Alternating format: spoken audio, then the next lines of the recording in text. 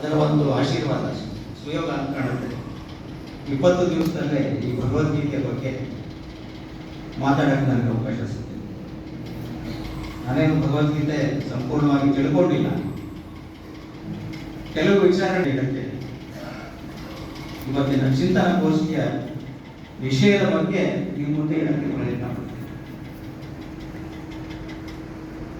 ಭಗವದ್ಗೀತೆ ಮತ್ತು ಕಾನೂನು ನಿಮ್ಮೆಲ್ಲರಿಗೂ ಗೊತ್ತಿದೆ. ಇವತ್ತು ಚಾಲ್ತಿಯ ಎಲ್ಲ ಕಾನೂನುಗಳು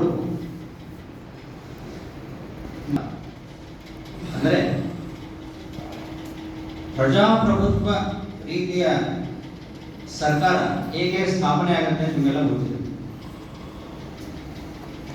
ನಾಗರಿಕರ ಪ್ರಜೆಗಳ ಪ್ರತಿನಿಧಿಗಳು ಶಾಸನ